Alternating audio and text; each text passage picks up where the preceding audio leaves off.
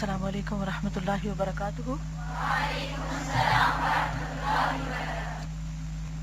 نحمده ونصلی علی رسولہ الکریم، اما بعد فاعوذ باللہ من الشیطان الرجیم، بسم اللہ الرحمن الرحیم، رب اشرح لی صدری ویسر لی امری واحلل عقدۃ من لسانی یفقہوا قولی۔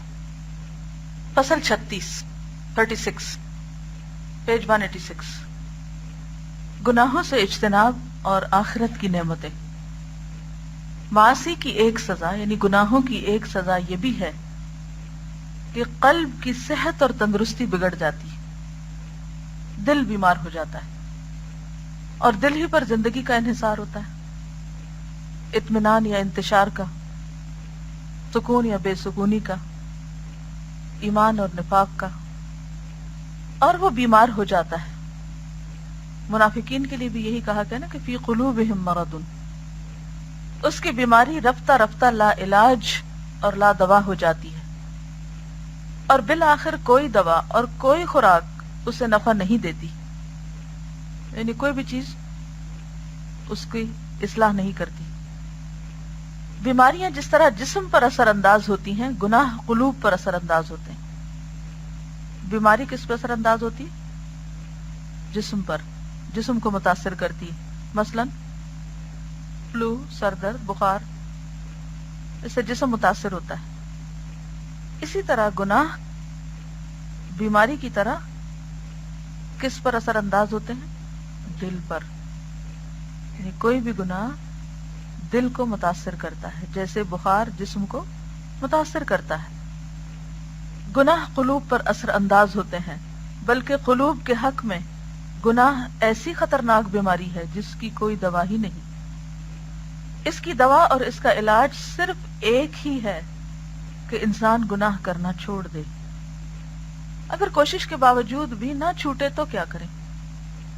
ہم سب کسی نہ کسی خرابی میں ضرور مبتلا ہوتے ہیں، ہم سب کی کوئی نہ کوئی ویکنس ضرور ہوتی ہے اور ہمیں پتہ ہوتا ہے، اور بعض اوقات خطرناک قسم کے گناہ کر رہے ہوتے ہیں لیکن اس کے باوجود احساس نہیں کرتے۔ اور یہ اور بھی بدتر ہے کہ انسان گناہ کرے اور اس کو احساس بھی نہ ہو کہ وہ گناہ کر رہا ہے، کیونکہ ہم فوراً تعویل کر لیتے ہیں، فوراً اپنا دفاع کر لیتے ہیں، کیونکہ ایسا ہوا اس لیے میرا یہ کرنا ضروری ہے یا تھا۔ یہ بھی منافقین کی صفات میں سے ایک صفت ہے کہ وہم لا یشعرون وما یشعرون، انہیں احساس ہی نہیں ہوتا کہ وہ غلط کر رہے ہیں اور ان کی غلطی ان کو کتنا نقصان دے رہی۔ تو جسم اگر بیمار ہو تو ہم بھی اور ہمارے آس پاس کے لوگ سبھی پریشان ہو جاتے ہیں کہ فلاں بیمار ہو گیا، اب کیا ہوگا؟ آپ اگر کسی اپنے عزیز پیارے کی بیماری کی خبر سنیں تو آپ کا حال کیا ہوتا ہے؟ سخت پریشانی ہوتی ہے۔ مثلا آپ سنیں کہ فلاں کو ہارٹ اٹیک ہو گیا تو آپ کی نیند حرام ہو جائے گی، لازماً آپ کی سلیپ ڈسٹرب ہوگی، سوتے اٹھتے جاگتے چلتے پھرتے بات چیت کرتے آپ کے دل پر اسی کا غبار رہے گا کہ اس کے ساتھ کیا ہو گیا۔ جو جتنا قریب ہوگا اس کا درد اتنا ہی محسوس کریں گے۔ تو جب کوئی بیمار جسمانی طور پر بیمار ہوتا ہے تو ہم سب دکھی ہوتے ہیں اس کا دکھ دیکھ کر، لیکن کس قدر افسوس کی بات ہے کہ جب دل بیمار ہوتا ہے، ہمارے ہی سامنے ہمارے پیارے گناہ کر رہے ہوتے ہیں اور ہمیں کوئی دکھ نہیں ہوتا، کوئی پریشانی نہیں ہوتی، اور خود بیمار ہونے والے کو بھی کوئی احساس نہیں ہوتا۔ تو یاد رکھیے کہ جتنے بھی گناہ ہیں وہ سب کے سب دل پر اثر انداز ہوتے ہیں، دل کو بیمار کرتے ہیں۔ مومن اس بیماری سے نکلنے کے لیے توبہ کرتا ہے، گناہ چھوڑ دیتا ہے، لیکن منافق چونکہ گناہ نہیں چھوڑتا لہذا فزادہم اللہ مرضا، اللہ ان کی بیماری میں اور اضافہ کرتا رہتا ہے، بیماری اور بڑھتی چلی جاتی۔ اس لیے اس بات کا تہیہ کر لینا لازم ہے کہ گناہ تو چھوڑنا ہی ہے۔ کوئی بھی جو بری عادت ہے ہمارے اندر، کوئی بھی ہماری ویکنس، اس کے لیے مختلف طریقے اختیار کریں، لیکن اہم ترین اور مفید ترین اور نافع ترین طریقہ کیا ہے کہ انسان کیا کرے؟ اللہ کے سامنے جی بھر کے روئے اور خوب خوب شرمندہ ہو کر دعا کرے۔ اپنی مختلف بری عادتوں کو چھڑانے کے لیے مثلا آپ ہر روز 2 نفل خاص اس گناہ یا اس خاص ویکنس یا کمزوری یا بیماری اس کے دور کرنے کے لیے پڑھ سکتے ہیں کہ جو اسی نیت سے ہوں کہ اللہ مجھ سے میری یہ بیماری چھڑا دے، مجھ سے یہ گناہ چھڑا دے، مجھ سے میری یہ کمزوری دور کر دے، اور آپ دیکھیں گے انشاءاللہ ازالہ ہوگا، شفا ہوگی۔ خاص طور پر وہ بیماریاں کہ جن کے بارے میں ہمارے آس پاس کے لوگ نشاندہی کرتے رہتے ہیں، ہمیں بتاتے رہتے ہیں، لیکن ہم ایک کان دھرنے کو تیار نہیں ہوتے، سننے کو تیار نہیں۔ مثلا اگر کوئی شخص بد اخلاقی کا مظاہرہ کرتا ہے اور اس کے آس پاس کے لوگ اسے بتاتے ہیں کہ تم بد اخلاق ہو، تو کتنے لوگ ہیں جو مانے کہ ہاں میں ہوں؟ مانتے؟ کیونکہ مانتے نہیں لہذا چھوڑتے بھی نہیں۔ تو پہلی بات ہے ماننا کہ ہاں میرے اندر ہے یہ غلطی، ہے میری یہ کوتاہی۔ دوسری بات ہے اس کو چھوڑنا، کوشش کرنا، اور ان ساری کوششوں کے ساتھ اور باوجود خاص طور پر اللہ سے مدد مانگنا، قبولیت کے اوقات میں دعا کرنا۔ مثلا قبولیت کا وہ کون سا وقت ہے جو روز آپ سب کو ملتا ہے؟ کوئی بتائے گا؟ اذان کے بعد کی دعا۔ کتنے لوگ اس وقت سنجیدہ ہوتے ہیں اور واقعی کچھ مانگتے ہیں؟ بے شمار لوگ اس وقت کو گنوا دیتے ہیں، ضائع کر دیتے ہیں، جو کہ اتنا قیمتی وقت ہوتا ہے کہ ساری دنیا کی دولت دے کے آپ خرید نہیں سکتے، لیکن بہت سے لوگ اس وقت سے غافل ہوتے ہیں۔ یعنی مجھے ہمیشہ ایسا لگتا ہے جیسے اذان ہوتی، جیسے ایک رحمت کا دروازہ کھلا، کچھ ملنے کے لیے کوئی کھڑکی کھلی اور میں نے اس سے فائدہ نہ اٹھایا اگر میں دعا نہ کروں، کیونکہ ہم ایک لاشعوری کی کیفیت میں، ہمیں پتہ ہی نہیں کہ ایک خزانے کا دروازہ کھلا ہے اور ہمیں کچھ مل سکتا ہے، خصوصی رحمت کا وقت ہے۔ اسی طرح اور بھی اوقات ہیں، لیکن ہم اس میں اول تو توجہ نہیں کرتے، مانگتے نہیں، اور اگر مانگتے بھی ہیں تو عموماً کیا مانگتے ہیں؟ تو وقتی مسئلے جو ہمیں بادر کر رہے ہوں، کوئی پریشانی آ گئی ہو، کوئی دنیا کے فائدے کی چند چیزیں، اور بس اپنے لیے تو کم ہی مانگتے ہیں، اور خصوصاً اپنے گناہوں کو چھڑانے کے لیے اور اپنے گناہوں کی اصلاح کے لیے اور نیکی اور ایمان، تقوی اور اخلاق میں مزید ترقی اور اضافے کے لیے کم ہی مانگتے ہیں، کیونکہ شعور نہیں کہ ہم بیمار ہیں۔ یاد رکھیے ہر انسان کم یا زیادہ کسی نہ کسی بیماری میں ضرور مبتلا ہے۔ اگر خود کو نہیں پتہ چل رہا تو کسی اور سے پوچھ لیجئے۔ بعضوں کا جو کچھ ہم نہیں دیکھتے وہ دوسرے دیکھ رہے ہوتے ہیں، لیکن ہمارے ڈر کے مارے بتانے کی جرات بھی نہیں کرتے، کیونکہ انہیں اپنی عزت پیاری ہوتی۔ تو دل کی بیماری کا علاج، اس کی دوا صرف ایک ہے کہ انسان گناہ کرنا چھوڑ دے اور اللہ سے مدد مانگے اس کے لیے۔ ارباب سیر و سلوک کا اس پر اتفاق ہے کہ قلب اپنے مقصد میں صرف اسی وقت کامیاب ہوتا ہے۔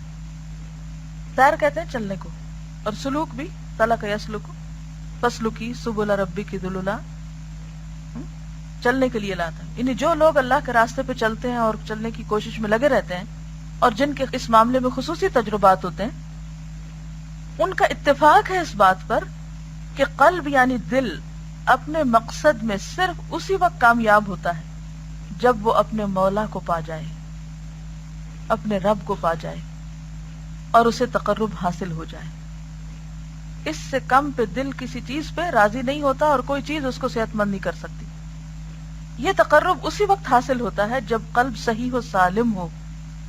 قلب اسی وقت صحیح و سالم ہوتا ہے جب بیماری دور ہو جائے۔ بیماری دور ہوگی تو صحت یقینی ہے، اور یہ تب ممکن ہے جب نفسانی خواہشوں کی پیروی چھوڑ دی جائے۔ کب ممکن ہے؟ جب نفسانی خواہشات کی پیروی چھوڑ دی جائے، ان چیزوں کو چھوڑ دیا جائے جن کے لیے ہمارا نفس واویلا کرتا رہتا ہے، جن کی طلب میں ہمارا نفس لگا رہتا ہے، کیونکہ قلب کی بیماری یہی خواہشات ہیں۔ خواہشات کی خلاف ورزی قلب کی اصل شفا اور تندرستی ہے۔ آپ دیکھیے کہ خواہشات میں کچھ خواہشات کھانے پینے سے تعلق رکھتی، کچھ پہننے اوڑھنے سے، کچھ لوگوں کے ساتھ تعلقات سے، کچھ کسی خاص چیز کے حصول سے۔ تو جب کوئی انسان اپنی خواہش کے اگینسٹ چلنا سیکھ لیتا ہے کہ اے نفس تو یہ مانگتا ہے، میں تجھے کبھی بھی یہ نہیں دوں گا۔ کچھ لوگوں کو غیبت کرنے کا بڑا شوق ہوتا ہے کہ ہر وقت منفی ذہن سے دوسروں کی برائیاں چنیں اور پھر انہیں ڈسکس کریں۔ یہ بھی ایک خواہش ہوتی ہے، ایک کریو ہوتا ہے کچھ لوگ، جیسے بھوک لگتی ہے نا تو کچھ کھانا چاہتے ہیں ہم، تو کچھ لوگ مردہ کھانا چاہتے ہیں اس وقت، کچھ لوگوں کو اس چیز کا کریو ہوتا ہے، ان کا دل بھرتا ہی نہیں دن میں جب تک وہ کچھ مردے کھا نہ لیں. کہ غیبت کیا ہے؟ مردہ بھائی کا گوشت کھانا. تو ان کو چین ہی نہیں آتا جب تک وہ یہ نہ کھائے. ایسا ہوتا ہے نا، کریو ہوتا ہے نا، جیسے کہ آپ سب کچھ پیٹ بھرا ہوا بھی پھر ابھی ایسا لگتا ہے جیسے بھوک لگی ہوئی ہے. تو کچھ لوگوں کو سویٹ کھانے کا ہوتا ہے، جب تک کوئی میٹھا نہ کھا لے انہیں لگتا ہے انہیں کھانا نہیں کھایا. تو اسی طرح کچھ لوگوں کا دن گزرتا ہی نہیں جب تک کہ وہ کچھ لوگوں کی برائی نہ کر چکے، کہ کسی نہ کسی کا عیب نہ اچھال چکے، لیکن انہیں شعور بھی نہیں ہوتا کہ وہ کیا کر رہے ہیں. تو بات یہ ہے کہ ہر بندے کی خواہش مختلف ہے، اور انہی خواہشات کی وجہ سے دل بیمار ہوتا ہے. اور جب تک ہم خود کو خود نہ سزا دیں، خود کا خود محاسبہ نہ کریں، اور اپنے آپ کو خود نہ روکے کسی چیز سے، یا اس کا فیصلہ نہ کریں کہ نہیں مجھے تو رکنا، مجھے تو چھوڑنی یہ چیز، یہ میرے حق میں نقصان دہ ہے، تو پھر شفا نہیں ہوتی جب تک یہ ہونا. تو کہتے ہیں کہ خواہشات کی خلاف ورزی قلب کی اصل شفا اور تندرستی ہے، لیکن اگر مرض مزمن ہو گیا، یعنی زمانہ گزر گیا، اس پہ کرونک ہو گیا، تو پھر مریض موت کا لقمہ بن جائے گا یا قریب الموت ہو کر رہ جائے گا. خواہشات سے کنارہ کشی کرنے والے کے لیے تو مرنے کے بعد جنت ہی کا ٹھکانہ ہے، لیکن اس کے قالب کو دنیا ہی میں جنت حاصل ہو جاتی ہے. یعنی جو لوگ اپنی خواہشات کے خلاف جاتے ہیں ان کے دلوں کو اتنا چین، اتنی خوشی نصیب ہو جاتی ہے، اتنا اطمینان اندر بھر جاتا ہے کہ یہ لگتا ہے کہ دنیا میں ہی جنت نصیب ہو گئی. ایک خاص قسم کے اطمینان قلب کی کیفیت ہوتی ہے ان پر، پرسکون ہوتے ہیں اندر سے، اوپر خواہ کتنے ہی طوفان اور تلاطم کیوں نہ ہو. جو لذت و سرور کی زندگی اسے حاصل ہوتی ہے بڑی بڑی نعمتوں اور ثروتوں کے مالکوں کو بھی حاصل نہیں ہوتی.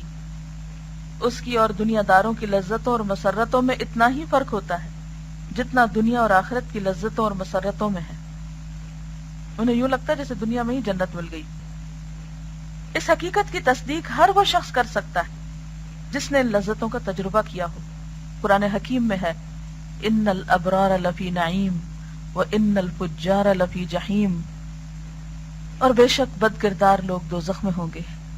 اسے انسان صرف آخرت کی نعمت اور آخرت ہی کی جہنم میں محصور نہ سمجھے کہ یہ آخرت میں ہوگا صرف، بلکہ یہ انسان کے ہر دور اور ہر سہ، یعنی 3 مقامات، مقام دنیا، مقام آخرت، مقام برزخ کے لیے وارد ہے. یعنی ابرار نعمتوں میں ہیں، نیک لوگ مزوں میں ہیں، دنیا میں بھی، قبر میں بھی، آخرت میں بھی، اور اسی طرح فجار بھی. ان تینوں مقامات میں ابرار نعیم میں ہوں گے اور فجار جہنم میں. نعیم اور سرور تو در حقیقت وہی ہے جو قلب کو حاصل ہو، اور عذاب بھی وہی ہے جو قلب کو محسوس ہو. ظاہر ہے کہ خوف و ہراس، حزن و ملال، ضیق صدر، اعراض عن اللہ اور تعلق غیر اللہ اور اللہ سے کٹ جانے سے زیادہ کون سا عذاب ہو سکتا ہے. یعنی عذاب کی یہ قسمیں کون کون سی؟ خوف، حزن، دل کی تنگی، اللہ سے دوری، غیر اللہ سے تعلق، اور اللہ سے کٹ جانے سے، یعنی اللہ سے دور ہونا، اللہ کے ذکر پہ دل نہ لگنا، نیکی کے کام کا کوئی شوق نہ ہونا، نیکی کے کاموں کی طرف رغبت کا نہ ہونا. اس سے زیادہ کون سا عذاب ہو سکتا ہے؟ یہ ضروری ہے کہ ان میں سے ہر وادی ایک جداگانہ شعبہ رکھتی ہے. بندہ اللہ تعالیٰ کے سوا جس چیز سے تعلق اور رشتہ جوڑتا ہے، جس سے بھی محبت اور الفت کا رشتہ قائم کرتا ہے، اس سے اس کو تکلیف پہنچنا لازمی ہے. یعنی یہ ایک مانی ہوئی بات ہے کہ دنیا میں انسان جس کسی سے بھی محبت کرتا ہے اس سے اس کو لازماً تکلیف ہوتی. مثلا بچوں سے آپ محبت کرتے ہیں تو سب سے زیادہ تکلیف بھی کہاں سے ہوتی؟ بچوں سے ہی ہوتی ہے. ایسا نہیں کہ وہ سب سے برے لوگ ہوتے ہیں، ان کی تکلیف ہمیں محسوس اس لیے زیادہ ہوتی کہ ان سے ہم ایکسپیکٹ زیادہ کرتے ہیں. تو جس کسی سے بھی ہم محبت رکھتے ہیں اس سے ہماری ایکسپیکٹیشنز بہت ہوتی ہیں، اور وہ غریب، کمزور، محتاج انسان کہاں تک ایکسپیکٹیشنز یا توقعات پوری کر سکتا ہے؟ لہٰذا پھر ہم خود ہی ٹوٹتے ہیں اور بکھرتے ہیں اور روتے ہیں اور دکھ اٹھاتے ہیں. جو آدمی اللہ کے سوا دوسری چیز سے محبت کرتا ہے اسے 3 مرتبہ عذاب اور تکلیف لازمی ہے.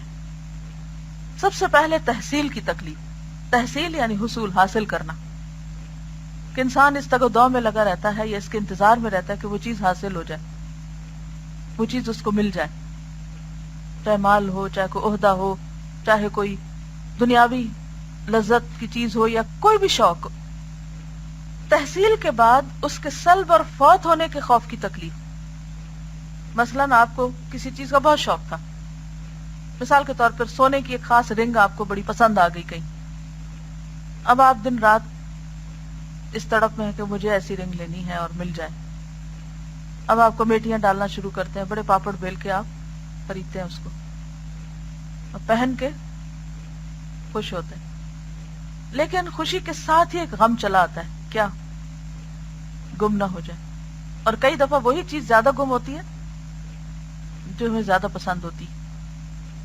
اور وہ تکلیف مزید جو اس کے تحصیل تحفظ میں ہے، یعنی حفاظت کرنے کی تکلیف اس کی کہ کوئی اور نہ لے جائے یا مانگ نہ لے، اور مخالف اسباب کے مقابلے اور توڑ میں ہوتی ہے. یعنی اس چیز کے جو مخالف، آپ دیکھیں کہ اگر آپ گھر میں بیٹھے ہوئے نا آرام سے، کوئی آپ کا مخالف نہیں ہوگا الا کہ گھر کے اندر کے لوگ، یعنی مخالفت کم ہوگی. جو ہی آپ گھر سے باہر نکلیں گے، جتنے لوگوں سے ملیں گے، جتنا آپ کا دائرہ کار وسیع ہوگا، اتنی مخالفتیں زیادہ ہوں گی. ہماری ایک اسٹوڈنٹ ہے تو انہوں نے کہا کہ مجھے بہت شوق ہے کہ میں کوئی دین کا بہت اچھا سا کام کروں، کیونکہ میری تسلی نہیں ہوتی، میں کچھ کرنا چاہتی ہوں، ہر وقت کی تڑپ کچھ کرنا چاہتی ہوں. بھی کرو. بہت سے آئیڈیاز بنائے، بہت سی کوششیں کی. اس نے گھر میں ایک کلاس شروع کی اور اگلے پچھلے جاننے والے بہت سے لوگوں کو انوائٹ کیا، بہت سے لوگوں کو بلایا، بہت لوگ آئے. ان کی ایک آئیڈیل کلاس بھی ہو گئی جس طرح وہ اس کو کنڈکٹ کرنا چاہتی تھی کہ میں پہلے یہ لگاؤں گی. انہوں نے مختلف طرح کی چیزیں انٹرنیٹ سے کلیکٹ کی، ایسا سما بناؤں گی، ایسا ماحول بناؤں گی، ایسا کروں گی، ویسا کروں گی. بہت، یعنی کہ جو ان کے مائنڈ میں تھا نا، جو وہ دوسری جگہوں پہ جا کر اڑتی رہتی تھی کہ یہاں یہ نہیں ہوتا، یہاں فلاں یہ خرابی کرتا، فلاں یہ کرتا، فلاں طرح طرح کے نقص، ان سب نقص سے پاک کلاس تیار. لیکن پہلی کلاس میں جتنی باتیں ان کو سننا پڑی. کسی نے اعتراض کیا کہ چائے کا انتظام نہیں تھا، کسی نے کوئی اور اعتراض کیا. جو میں لوگوں کی باتیں نیگیٹو قسم کی دہرانا نہیں چاہتی. ان ساری چیزوں نے مل کر ان کو بیمار کر دیا. دنیا میں کوئی چیز آئیڈیل ہو ہی نہیں سکتی. اب وہ جو مخالفتوں کا دائرہ تھا وہ کہاں تک چلا گیا؟ یعنی ہر قسم کے لوگوں نے کچھ نہ کچھ اس میں ضرور کمنٹ دیا. اب وہ پھیل گیا. تو بات یہ ہے کہ انسان جتنا زیادہ پھیلتا جاتا ہے، یہ جتنی زیادہ اس کی مطلوب چیزیں حاصل ہوتی جاتی ہیں، اتنی زیادہ اس کی خواہشات پوری بھی ہوتی جاتی ہیں. تو کیا ہوتا ہے؟ اتنی ہی مخالفتیں، مخالف اسباب بھی انسان کو پیش آتے ہیں. اسی لیے کہتے ہیں نا کہ یہ تو چلتی ہے تجھے اونچا اڑانے کے لیے، تندی باد مخالف. تندی باد مخالف کس کو پیش آتی ہے؟ کمرے میں بیٹھ رہنے والے کو نہیں، باہر نکلنے والے کو، اڑنے والے کو. تو دنیا میں کوئی بھی چیز جو آپ کی آئیڈیل ہو، چاہے وہ کوئی مٹیریل چیز ہو، چاہے وہ آپ کا کوئی پسندیدہ کام ہو، پسندیدہ کھانا ہو، کچھ بھی ہو. آپ دیکھیں کہ پسندیدہ کھانوں میں کیا ہوتا ہے، وہ ہم ضرورت سے زائد ضرور کھا لیتے. ہو سکتا ہی نہیں کہ کوئی چیز آپ کو بہت پسند آئے اور پھر آپ اس کو صرف ایک بار لیں اور وہاں اپنے نفس کو کنٹرول کر لیں کہ نو مور. اب کیا ہوتا ہے جب آپ اوور ایٹنگ کرتے ہیں تو بات کا سکون برقرار رہتا ہے؟ نہیں. ایک بات جو میں نے سیکھی اور بہت دیر سے سیکھی کہ میرے پاس 2 چوائسز تھی. ایک چوائس یہ تھی کہ میں مزے مزے کے کھانے کھاؤں اور اس کے بعد طبیعت خراب رہے، اور دوسری یہ تھی کہ سادہ کھانا کھاؤں اور اس کے بعد کا وقت خوب انجوائے کروں، جسمانی اور ذہنی طور پر خوب الرٹ رہوں. عموماً ہماری چوائس کیا ہوتی؟ پہلی چوائس ہوتی کہ اب انسان یہ تو نہیں کہ کچھ نہ کھائے اور بے مزہ ہی کھانا کھائے. ہم پہلی چوائس لے لیتے ہیں لیکن اس کے بعد کے جو نتائج ہوتے ہیں وہ تکلیف دہ ہوتے ہیں.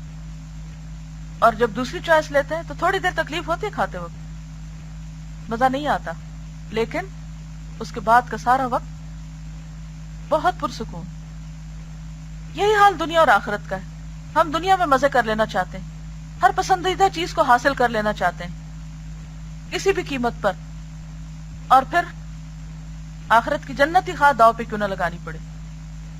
اور اس کے برعکس اگر ہماری دنیا کی چوائس جو ہے وہ معمولی ہو اور اس میں ہم ضرورت کے ساتھ گزارا کر لیں اور صرف حلال طریقے اختیار کریں اور باقی لذتوں اور راحتوں کو آخرت کے لیے چھوڑ دیں تو وہ دیر پا ہے، ہمیشہ ہمیشہ کے لیے.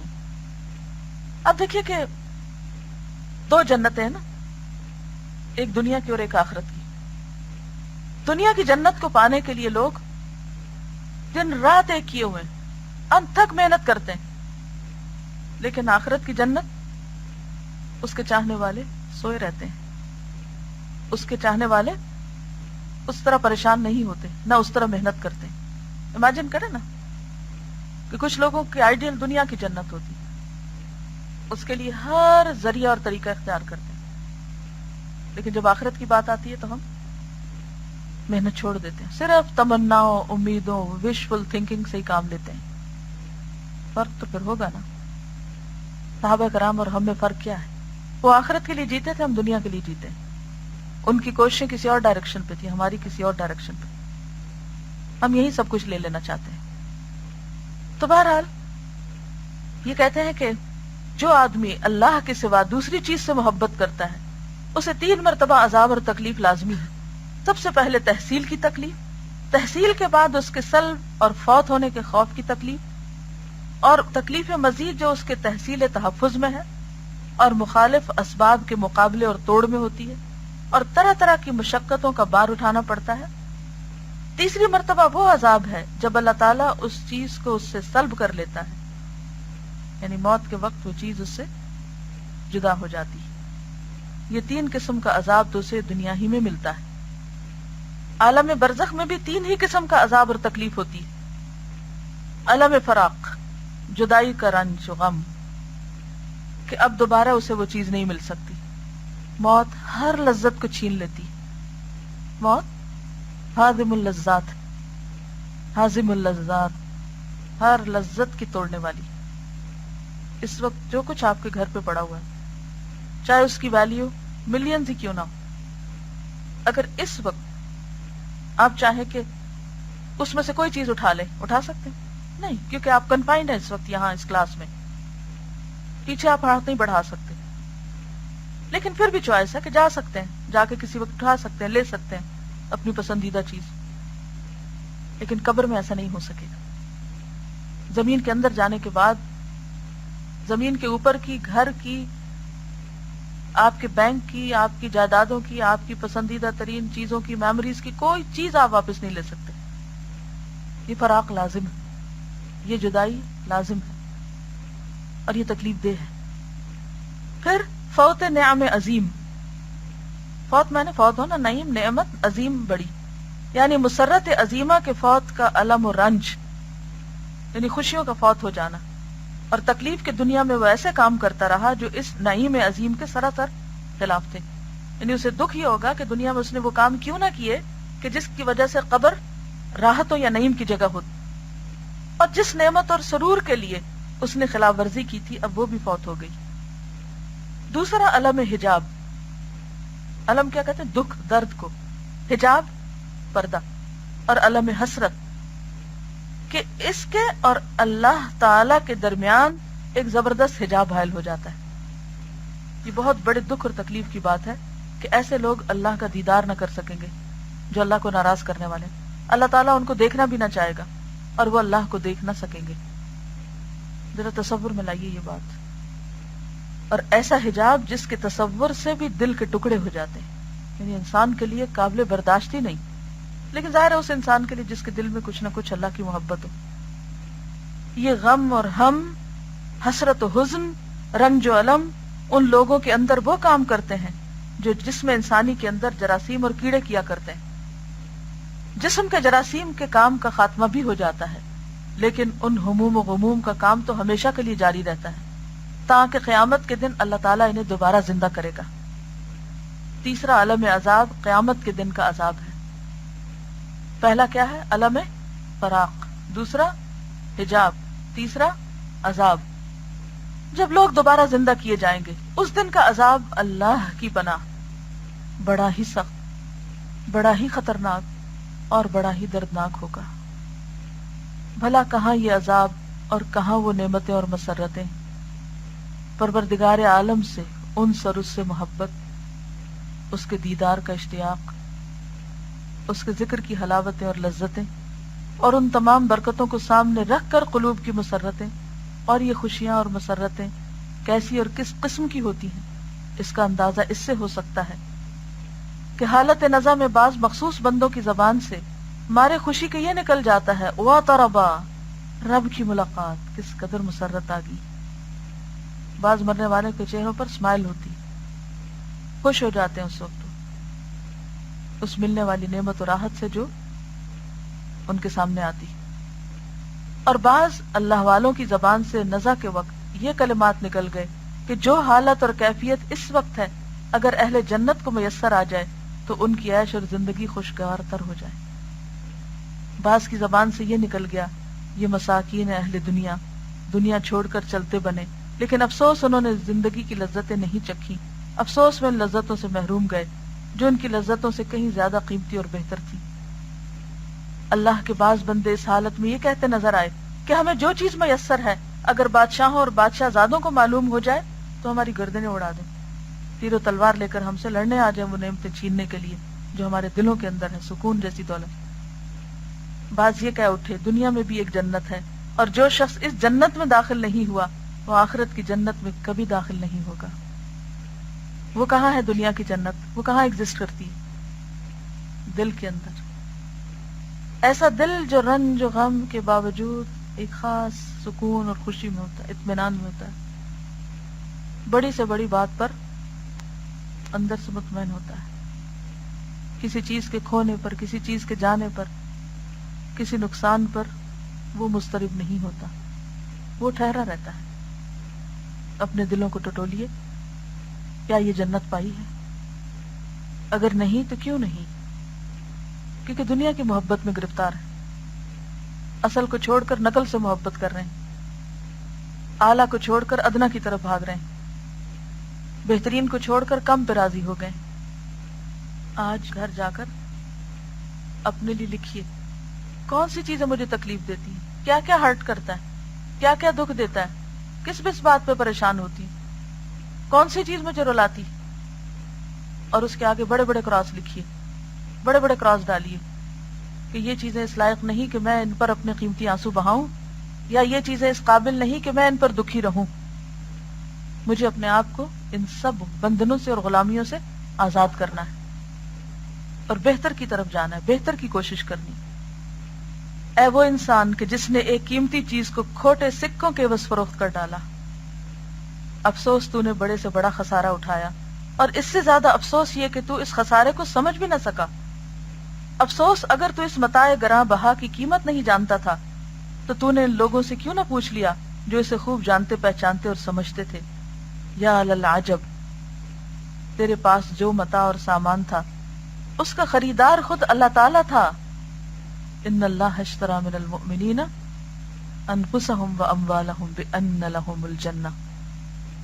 کسی کو غم ہے لوگ میری عزت نہیں کرتے، کسی کو غم ہے لوگ میری قدر نہیں پہچانتے، کسی کو غم ہے کہ مال نہیں ہے، کسی کو غم ہے کہ اولاد نافرمان ہے، کسی کو غم ہے کہ شوہر محبت نہیں کرتا، کسی کو کسی اور چیز کا غم ہے۔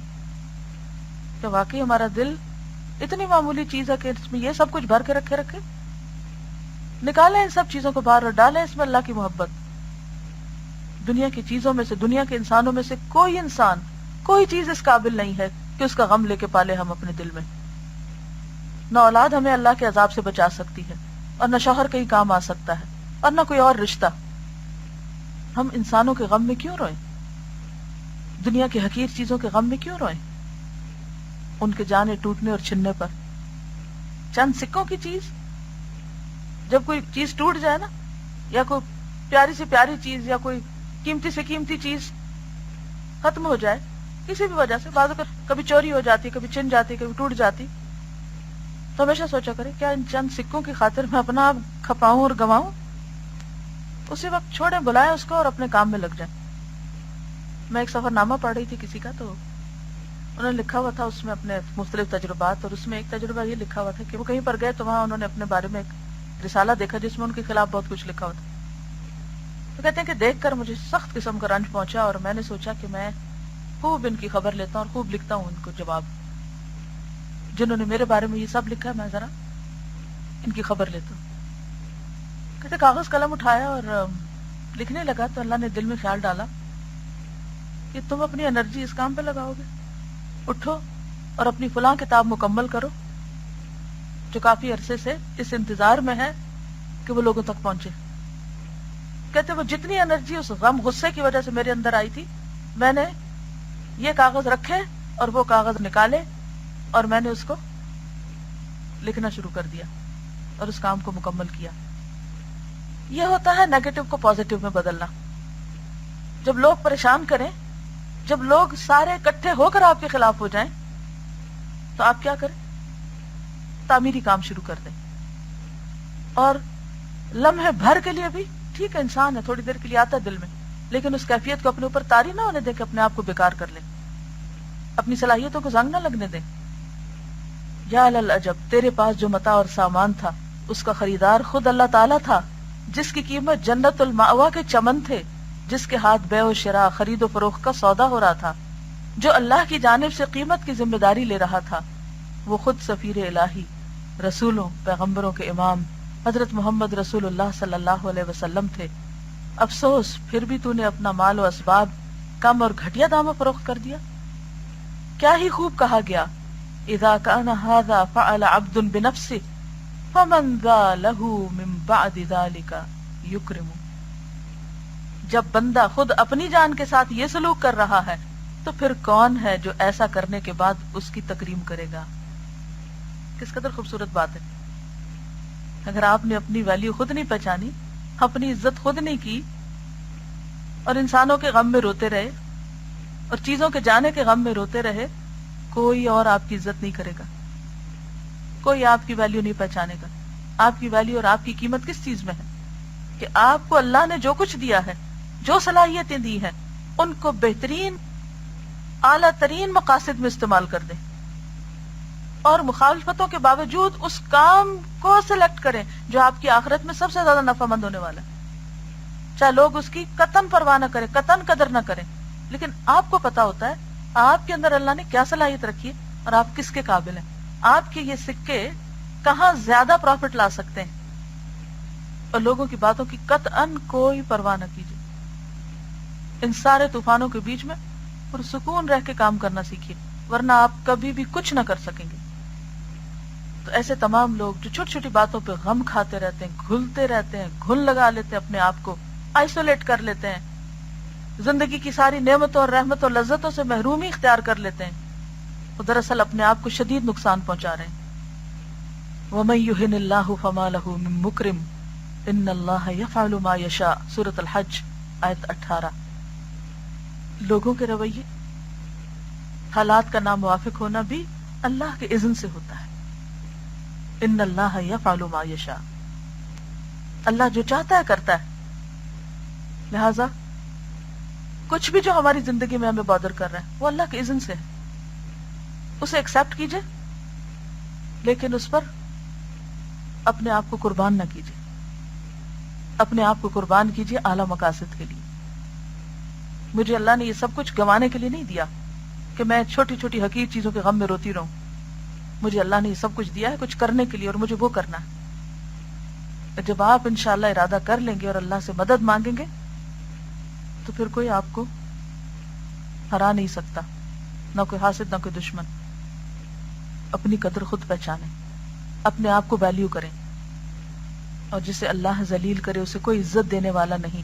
اللہ جو چاہتا ہے سو کرتا ہے. وآخر دعوانا ان الحمد للہ رب العالمین. سبحانک اللہم و بحمدک نشہد ان لا الہ الا انت نستغفرک و نتوب الیک. السلام علیکم ورحمۃ اللہ وبرکاتہ.